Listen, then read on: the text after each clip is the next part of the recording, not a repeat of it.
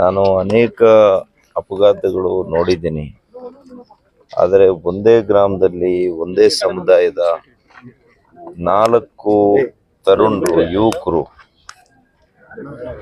ಅವರು ಕನಸು ಕಾಣಂತ ವೇಳೆಯಲ್ಲಿ ಅವರೇ ಇವತ್ತು ಅಪಘಾತಕ್ಕೆ ಈಡಾಗಿ ಇವತ್ತು ಇಲ್ಲದೆ ಇರುವಂಥದ್ದು ಅತೀವ ದುಃಖ ಆಗಿದೆ ನನಗೆ, ವೈಯಕ್ತಿಕವಾಗಿ ಕೂಡ. ಮತ್ತು ಒಂದು ತಾಯಿ, ಅವ್ರಿಗೆ 2 ಮಕ್ಕಳು, 2 ಗಂಡು ಮಕ್ಕಳು, ಇನ್ಯಾವ ಮಕ್ಕಳು ಇಲ್ಲ. ಇತ್ತೀಚೆಗೆ ಅವರು ಗಂಡನನ್ನ ಕಳ್ಕೊಂಡಿರ್ತಕ್ಕಂಥ 2 ಗಂಡು ಮಕ್ಕಳು ಇವತ್ತು ಸಾವಿಗೆ ಈಡಾಗಿರುವಂಥದ್ದು. ಆ ತಾಯಿಗೆ ಹೇಗೆ ಸಾಂತ್ವನ ಹೇಳಬೇಕು, ಆ ದುಃಖ ಹೇಗೆ ಅವರು ತಡ್ಕೊಳ್ಳುವಂಥ ಶಕ್ತಿ ಆ ಭಗವಂತ ಕೊಡ್ತಾನೆ. ನಿಜವಾಗ್ಲೂ ಕೂಡ ಈ ಒಂದು ದೃಶ್ಯ ನೋಡಲಿಕ್ಕೆ ಆಗ್ತಾ ಇಲ್ಲ. ಬಹಳಷ್ಟು ಮನಸ್ಸಿಗೆ ಘಾಸಿಯಾಗಿದೆ.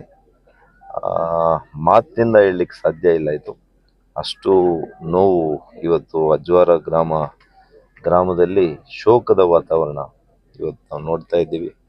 ಎಲ್ಲ ಗ್ರಾಮಸ್ಥರು, ಈ ಭಾಗದ ಜನರು ಇವತ್ತು ಈ ಒಂದು ಅವರ ನೋವಿನಲ್ಲಿ ಆ ನೋವನ್ನು ಹಂಚ್ಕೊಳ್ಳಿಕ್ಕೆ ಎಲ್ಲರೂ ಕೂಡ ಬಂದಿದ್ದಾರೆ. ನಾನು ಇಷ್ಟನ್ನೇ ಹೇಳ್ತೇನೆ, ಯಾವ ತಾಯಿ ತಂದೆಗೂ ಕೂಡ ಈ ರೀತಿಯ ಪರಿಸ್ಥಿತಿ ಆಗಬಾರ್ದು. ಆದರೂ ಕೂಡ ಭಗವಂತ ಏನು ಇಚ್ಛೆ ಇದೆ ಗೊತ್ತಿಲ್ಲ ನನಗೆ.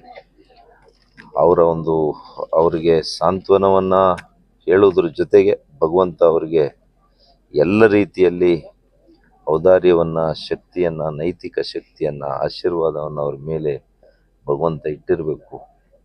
ಮದುವೆ ಆಗಿ ಒಬ್ಬರಿಗೆ ಕೇವಲ 6 ತಿಂಗಳಾಗಿದೆ. ಅಂಥ ಒಂದು ಹೆಣ್ಮಗಳು ಕೂಡ ಇವತ್ತು ನತದೃಷ್ಟಿಯಾಗಿ ಸಣ್ಣ ವಯಸ್ಸಿನಲ್ಲಿ ಇವತ್ತು ವಿಧವೆ ಆಗಿರುವಂಥದ್ದು ನಿಜವಾಗಿಯೂ ಕೂಡ ಆಘಾತ ಆಗ್ತದೆ. ಇವತ್ತು ವೈಯಕ್ತಿಕವಾಗಿ ನಾವು ಏನೇ ಸ್ವಲ್ಪ ಹಣಕಾಸಿನ ಸಹಾಯ ಮಾಡಿದರೆ ಯಾರನ್ನು ನಾವು ತಂದು ಅವರನ್ನು ರಕ್ಷಣೆ ಮಾಡಲಿಕ್ಕಾಗಲ್ಲ. ಇವತ್ತು ಮುಖ್ಯಮಂತ್ರಿಗಳು, ಪ್ರಧಾನಮಂತ್ರಿಗಳಿಗೂ ಕೂಡ ನಾನು ಪತ್ರ ಬರೆದಿದ್ದೀನಿ. ಈಗ ಈ ಮೇಲ್ ಈಗ ಮಾಡಿ ಬಂದಿದ್ದೇನೆ. ನಾನು ಅಪಘಾತದಲ್ಲಿ ಅವರ ತಂದೆ ತಾಯಿಗಳಿಗೆ ತಾವು ಏನಾದರೂ ಪ್ರಧಾನಮಂತ್ರಿಗಳು ಮತ್ತು ಮುಖ್ಯಮಂತ್ರಿಗಳಿಬ್ಬರು ಕೂಡ ಇವತ್ತು ಏನಾದರೂ ಪರಿಹಾರ ಹಣವನ್ನು ಕೊಡಬೇಕು ಅಂತ ಹೇಳಿದ್ದೇನೆ.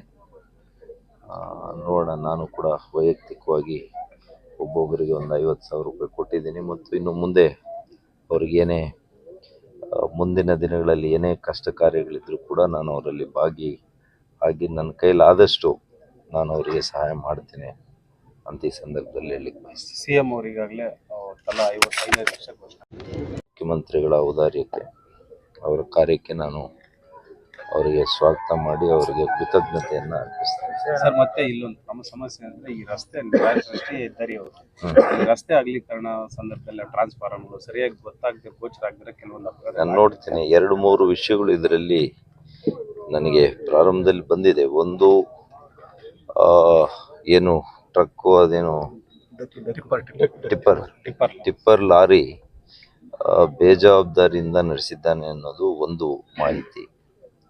ಇವರು ಕೂಡ ಯುವಕರು ನೆನ್ನೆ ಕ್ರಿಸ್ಮಸ್ಸು ಎಲ್ಲ ಕಾರ್ಯಕ್ರಮ ಮುಗಿಸಿ ಒಂದೇ ವಾಹನದಲ್ಲಿ, ಒಂದೇ ಬೈಕ್ನಲ್ಲಿ 4 ಜನ ಬಂದಿರುವಂಥದ್ದು 2. 3ನೇದು, ಆ ರಾಷ್ಟ್ರೀಯ ಹೆದ್ದಾರಿಯ ಏನು ಟರ್ನಿಂಗ್ ಇದೆ ಅಲ್ಲಿ ಸ್ವಲ್ಪ ಸುರಕ್ಷತಾ ಕ್ರಮಗಳನ್ನು ತೆಗೆದುಕೊಳ್ಳುವಂಥ ಅವಶ್ಯಕತೆ ಇದೆ ಅಂತ ಹೇಳಿದ್ದಾರೆ. ಈ 3 ವಿಷಯಗಳ ಮೇಲೂ ಕೂಡ ನಾನು ಅಧಿಕಾರಿಗಳ ಜೊತೆ ಮಾತನಾಡಿ ಕ್ರಮವನ್ನು ತೆಗೆದುಕೊಳ್ತೇನೆ. ರಾಷ್ಟ್ರೀಯ ಹೆದ್ದಾರಿಯಲ್ಲಿ ಏನು ಕ್ರಮ ಆಗಬೇಕು, ಏನು ಮುನ್ನೆಚ್ಚರಿಕೆ ಕ್ರಮಗಳನ್ನು ತಗೋಬೇಕು, ಅದನ್ನು ತಕ್ಷಣ ತಗೊಳ್ಳಿಕ್ಕೆ ಸಂಬಂಧಪಟ್ಟಂಥ PD ಅಧಿಕಾರಿಗಳಿಗೆಲ್ಲ ಕೂಡ ಕರೆದು ನಾನು ತಕ್ಷಣ ಮಾತಾಡ್ತೇನೆ. Thank you.